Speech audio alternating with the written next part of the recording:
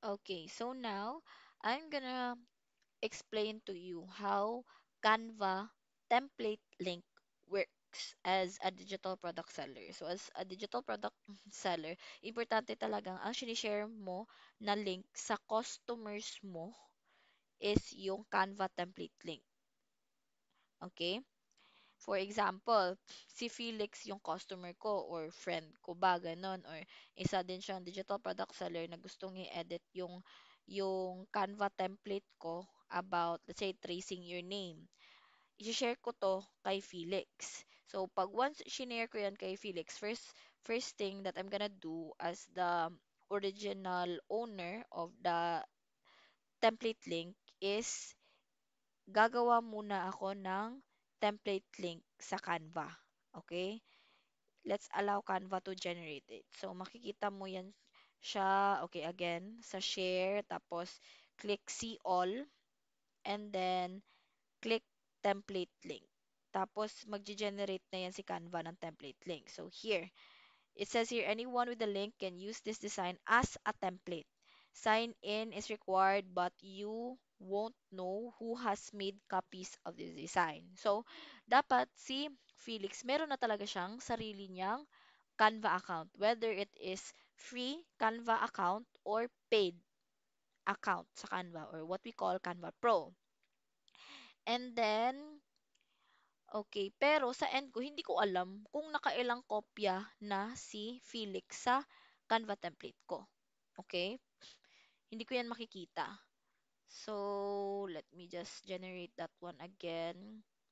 Here you go. Kapag nag-generate, so also take note on this one, this link can be deleted at any time. Depende sa akin na owner. Okay? Create template link. Okay, mag-generate yan. Yan. Makikita mo yan na link copied to clipboard, tapos template link live na. Tapos, mag-iiba na yung instruction ni Canva. Sasabihin, the design is shared publicly. Anyone with the link can use this design as a template. And from there, ikakopy ko yan. Tapos, let's say, isisend ko yan kay Felix. Let's say, sa Telegram. Isishare ko sa kanya. Ganon. Wait lang. Isishare ko sa kanya. Say. Okay, eto. Kasi si Felix yan, hindi yan si LJ. Okay. Alright, pwedeng si LJ na lang din. So, si LJ, tapos i-send ko sa kanya yung Canva template link. Ganyan. Yan. So, ang gagawin ni, let's say, hindi yan si Felix. Kasi si LJ to. Okay, si LJ yan na. Okay. Ika-copy to ni LJ sa browser niya. X natin si Felix. Yun. Tapos, ika-copy paste niya sa Google Chrome niya. Either phone or laptop or computer. Depende sa kanya kung ano yung convenient. Ganito yung view niya. Okay? Ganito yung view niya. Use template for design. So, a template created by Ordinary Girl, which is yung original owner, which is ako, was shared with you. Start designing now. So, kapag clinic ko yung use template for a design, need niya talagang mag-sign in or gumawa ng account. So, nag-sign in siya. Yan. Sign in siya. Continue.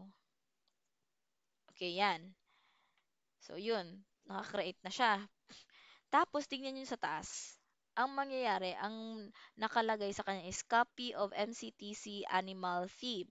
Hindi kagaya sa akin na yung original file name ko sa Canva is MCTC animal theme. Okay? Ganon yun. Parang meron lang siyang kopya. Ganon. Or photocopy ng original na design na to. Ganon. Tapos, let's say, gusto niyang i-edit yung pangalan ng anak niya dito, bandang to, page 6 din, di ba? So, ano ba to? Here you go. Kapag gusto niyang ilagay yung pangalan ng anak niya, let's say, lalagay niya, um, Yajli. Okay. Yaj Lee Milian. As you can see, hindi nababago yung original design ko. 'Di ba? Nakikita nyo yan? Yan, oh. Kahit anong gawin niya dyan, hindi niya mababago. Kasi, kopya nga lang siya. Wala siyang access sa original link ko talaga. Okay? Gets niyo po? Yun. Kung ano-ano na itinatype niya, wala pa din. Wala nangyari sa original design ko.